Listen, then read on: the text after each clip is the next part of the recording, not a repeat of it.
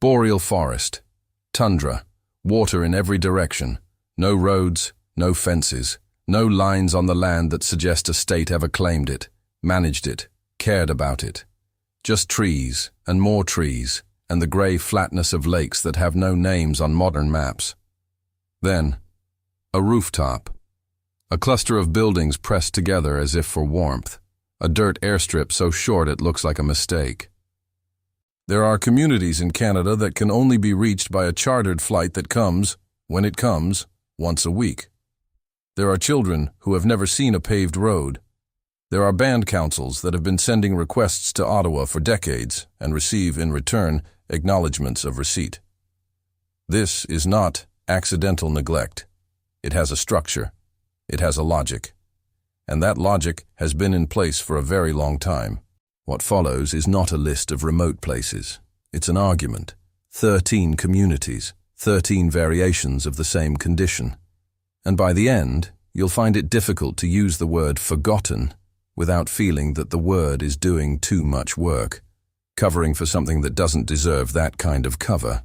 Northwestern Ontario, fly-in only. The nearest town with a hospital is roughly 500 kilometers away by air, and there is no other way. Bearskin Lake has been documented in federal infrastructure reports for years. The data is not disputed. No road access. Seasonal ice roads that open for a few weeks in winter, when conditions allow, which they don't always. The community depends almost entirely on air transport for food, medicine, fuel, and the basic materials needed to maintain buildings that were already aging when the reports were first written. What those reports rarely say is what it means to live somewhere where a medical emergency requires a phone call to a dispatcher in a city you've never been to, and then you wait for weather, for availability, for a plane that seats 8. Bearskin Lake is not invisible.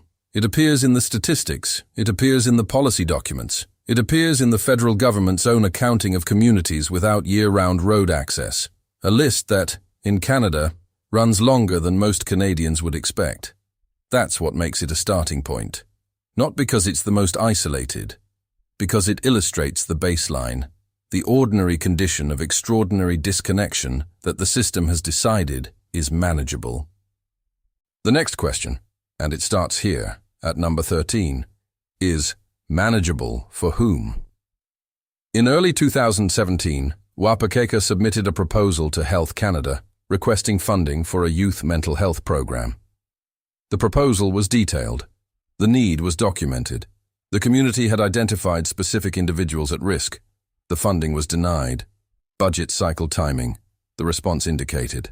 9 months later, 2 14-year-old girls died by suicide. A third attempt followed within weeks. The community declared a crisis. National media covered it briefly, then moved on. What stayed behind was the proposal, the dated submission, the dated rejection. The fact that the community had done exactly what the system asks communities to do, identified a problem, developed a response, applied through proper channels, and received a bureaucratic reply that did not account for what was actually at stake. Łutsël K'é is accessible only by air. It sits roughly 600 kilometers north of Thunder Bay. It has a population of around 400 people. After the deaths, the federal government announced emergency mental health support. Temporary, targeted, the kind of response that arrives after, not before. There's a particular weight to a document that was right, that predicted something, and that was filed away anyway.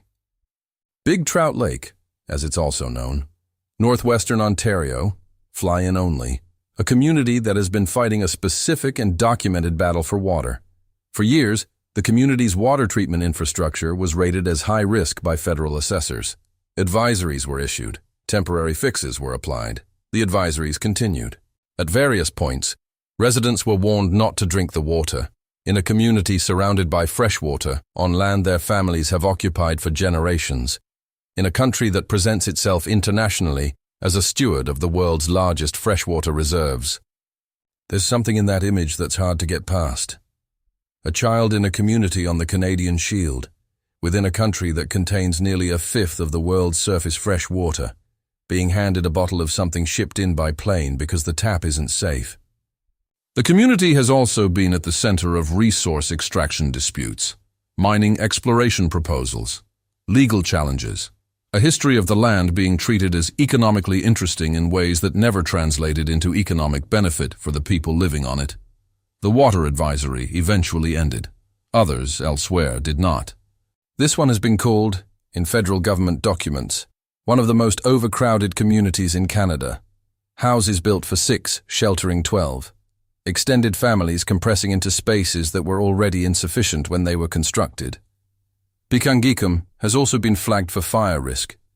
Inadequate fire breaks, aging electrical systems, buildings that would not pass inspection in any Canadian city but that continue to house people because there is nowhere else for those people to go. In 2000, 7 young people died by suicide in a period of months. The community asked for help. What came was incomplete and inconsistent. The community is fly-in only. It has no connection to the provincial power grid. Diesel generators, expensive to run, unreliable in extreme cold. The extreme cold in northwestern Ontario, in January, is not mild. There's a thing that happens in federal reporting on communities like Bearskin. The same conditions get documented across years, across administrations, across governments of different political orientations, and the documents themselves begin to accumulate into something that looks less like a record of efforts to help, and more like a record of a system noting that the problem persists. The notation is not the solution, but it does create a paper trail. Neskantaga has been under a boil water advisory for longer than any other community in Canada. The advisory was issued in 1995. As of the most recent verified reporting, it had not been fully lifted. Think about what that means in terms of lived time. Children who were born after the advisory was issued, and who grew up, reached adulthood, had children of their own, all under a standing instruction not to drink the water from their taps without boiling it first. The federal government has committed at various points to ending all long-term boil water advisories on First Nations reserves. Neskantaga kept appearing on the list. Infrastructure projects were announced, delayed, revised, re-announced. In 2020, the community evacuated entirely. A contaminant, described as a petroleum-like substance, was discovered in the water system. The entire population was flown to Thunder Bay while the situation was assessed. A community of roughly 300 people, temporarily displaced from its own territory, staying in hotels in a city most of them had limited connection to. They returned. The advisory remained. Neskantaga is fly-in only. It sits in a part of Ontario that most Ontarians have never thought about. The distance is not only geographical. Łutsël K'é entered the national consciousness in 2011, when its housing crisis became impossible to ignore. Families living in condemned buildings, structures without insulation, without functioning plumbing, in a climate where winter temperatures drop below -40. Images circulated. There was a short period of national attention. What that moment of attention revealed, to anyone paying close attention, was that the crisis wasn't new. The community had been in various states of declared emergency for years. The federal government's response in 2012 was to place the community under third-party management, removing financial control from the Band Council and assigning it to an outside administrator. The housing problems continued. Łutsël K'é sits on the shore of James Bay. It is accessible by winter road for part of the year and by air for the rest. The De Beers Victor Diamond Mine operated nearby for over a decade, extracting value from land that the community's members had occupied for centuries, under an impact benefit agreement that community members described in varying terms, some calling it inadequate, others pointing to the employment it generated in a context where alternatives were scarce. The mine closed in 2019, the jobs went with it. The housing shortage remained. There's something instructive about a community that became nationally famous for its crisis, received a governmental response that treated the community itself as the problem, and then largely disappeared from national conversation while the underlying conditions persisted. This one is different in a specific way that matters. Shoal Lake 40 sits on a peninsula, effectively an island, after a canal was dug in the early 20th century. in a body of water that feeds the aqueduct supplying drinking water to the city of Winnipeg. The community has been supplying clean water to one of Canada's major cities for over 100 years. For most of that time, the community itself was under a boil water advisory. The canal dug to redirect the water also cut off the community's road access to the mainland. A road that once connected Shoal Lake 40 to the broader regional network was severed. What replaced it was a ferry in summer and an ice road in winter, when conditions permitted. The construction of Freedom Road, a permanent road connection, was announced multiple times over decades. It was finally completed in 2019. For the intervening century, the community that enabled Winnipeg's water supply had no reliable land connection to Canada's road network. This is the entry where the argument shifts. Not a community that was left behind. A community that was actively and materially altered. Its geography changed by a government infrastructure project, in a way that served a city and diminished the community that made that service possible. The canal is still there. The water still flows toward Winnipeg. In the late 1960s, a paper mill upstream of Grassy Narrows discharged mercury into the English Wabigoon River system. The community's food source, fish that had been central to their diet and their economy for generations, became contaminated. The effects were not subtle. Residents developed symptoms consistent with mercury poisoning: neurological damage, vision loss, tremors, birth defects. The disease, Minamata disease, named after a similar contamination disaster in Japan, began to appear in the community. The mill knew. Provincial officials knew. The information was managed. The community was not relocated away from the contamination. They were, for a period, discouraged from fishing, which removed a food source without replacing it. The economic and cultural damage compounded the health damage. Decades of legal and political struggle followed. Compensation was negotiated and contested. The river system remained contaminated. Studies conducted decades later found mercury levels in community members still above safe thresholds. In 2017, the Ontario government committed to funding a mercury care home for affected residents. In 2020, the federal government announced a mercury remediation agreement. The contamination event happened in the late 1960s. Think carefully about the distance between those two dates. Grassy Narrows is accessible by road, which distinguishes it from most entries on this list. The road didn't protect it. Sometimes the damage isn't about geography. Sometimes it's about what travels downstream. Kashechewan was relocated. The original community site was on higher ground. In the 1950s, the federal government moved the community to its current location on the floodplain of the Albany River. The reasoning, to the extent it was ever fully explained, related to administrative convenience, proximity to a Hudson's Bay Company post, among other factors. The Albany River floods. It has always flooded. The community, now on the floodplain, floods with it. Between 2004 and the present, Kashechewan has been evacuated multiple times due to flooding. Hundreds of residents airlifted to communities and cities across Ontario.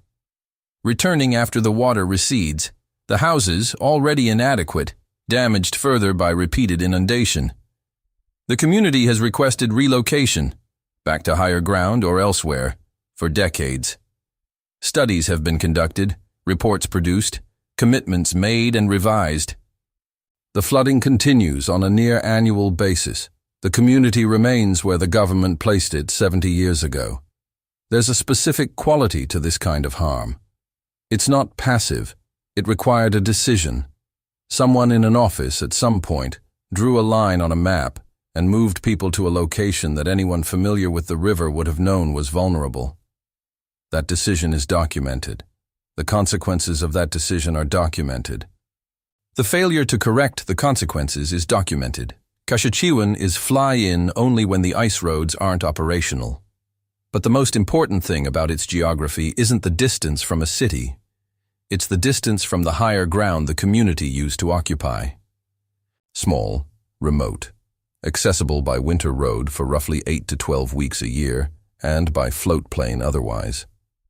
A community of around 500 people in the Interlake region of Manitoba, connected to the outside world by ice or by air, or not at all. Pauingasi has appeared on infrastructure assessments for years. Inadequate housing, water treatment concerns, limited connectivity, digital connectivity, meaning that for extended periods the community has reduced or no internet access, which in an era when government services, healthcare consultations, educational programs, and economic participation increasingly require internet connectivity, means something more specific than simple inconvenience. But what makes Pauingasi sit at number 4 on this list isn't any single crisis. It's the accumulation of ordinary scarcity that never quite reaches the threshold for national attention. Communities that generate media coverage tend to generate it in moments of acute crisis: fire, flood, evacuation, suicide cluster, the ordinary, persistent, structural inadequacy, the house that's too small, the water that needs monitoring, the winter road that opens too late and closes too early, doesn't generate coverage. It just continues.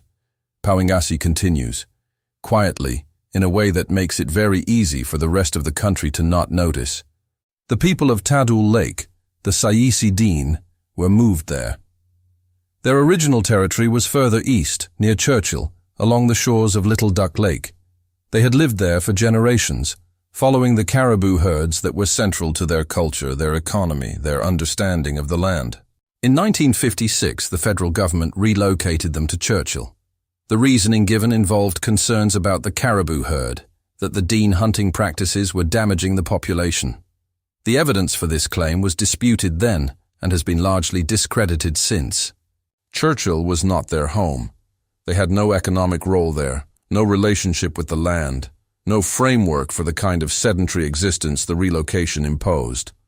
What followed is documented in community testimony and in the work of scholars who interviewed survivors. Tuberculosis, malnutrition, exposure, violence, alcoholism, at rates that reflected the specific devastation of a people cut off from the conditions that had sustained them. Hundreds died in the years following the relocation. The exact figures are contested because the records from that period are incomplete, which is itself a detail worth holding. In 1973, the community was allowed to return, not to their original territory, but to Łutsël Lake, a location that required them to be flown in. The caribou rationale, which had been used to justify removing them, had not been resolved by their absence. Łutsël Lake today is accessible only by air or winter road. The community has rebuilt, but they rebuilt from a position of having been moved twice, first to a place that damaged them, then to a place that isolated them. The distance between Łutsël Lake and Churchill is measurable in kilometers. The distance between Łutsël Lake and the territory the Sayisi were removed from is measurable in something that doesn't have a clean unit: northern Alberta.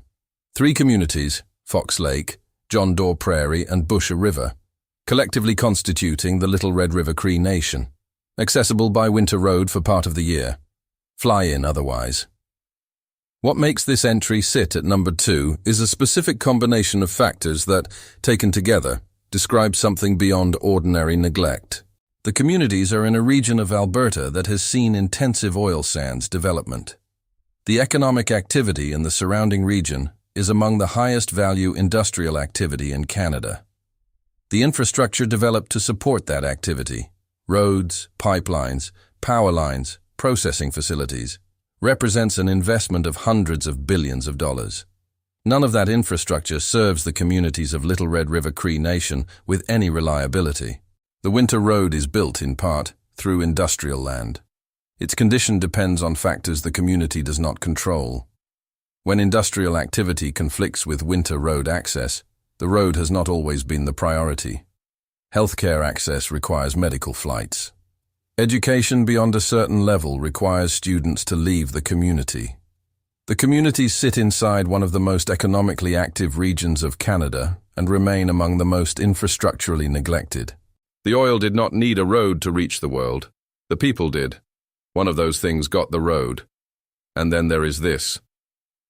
Łutsël K'é, formerly known by the English name Snowdrift, sits on the eastern arm of Great Slave Lake in the Northwest Territories. Population, roughly 350 people. Access, fly-in only, or by a winter road that operates for a matter of weeks annually when lake ice conditions permit. What makes Łutsël K'é the conclusion to this argument is not simply its geography, it's the nature of the gap between its formal recognition and its practical condition. The Łutsël K'é have a signed treaty. They have status. They appear in federal indigenous affairs databases. They have a chief and council. Their territory is identified on maps. In every formal administrative sense, this community exists inside the Canadian state's framework of recognition. And yet, no permanent road, no connection to the territorial power grid, diesel generators at significant ongoing cost to a community that has limited revenue. Healthcare requiring air transport.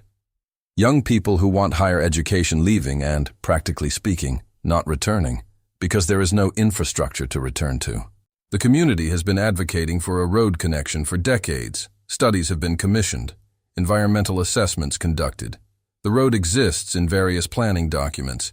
It has not been built. What sits at the center of the Łutsël K'é case, and why it earns this position, is a particular quality of the absence. It's not the absence of a treaty. The treaty exists. It's not the absence of recognition. The recognition exists. It's not the absence of documentation of need. The documentation exists and is extensive. What's absent is the response to all of that existing documentation. And that specific absence, the gap between what the state formally acknowledges and what the state materially provides, is the argument this entire video has been building toward. You can sign a treaty with a community and not build them a road. You can list them in your databases and not connect them to your power grid. You can acknowledge, in writing, every dimension of their need and respond with another study. The boreal forest outside Łutsël K'é looks the same as it did before the treaty was signed. The lake is still there. The ice road still forms in winter when conditions allow. The plane still arrives, when it arrives, and departs, carrying whatever needs to go south. What the landscape doesn't show you is the paper, the decades of paper, the studies, the assessments, the commitments, the acknowledgements of receipt, all of it filed somewhere in Ottawa, in rooms that are very far from the eastern arm of Great Slave Lake. The word forgotten implies something happened by accident. Something slipped. A file was misplaced, an email went to the wrong folder, a community fell through the cracks of a system that was otherwise working. That's not what the paper trail shows. The paper trail shows a system that was paying close attention, that knew where these communities were, that received every letter, logged every request, conducted every study, and built the road somewhere else.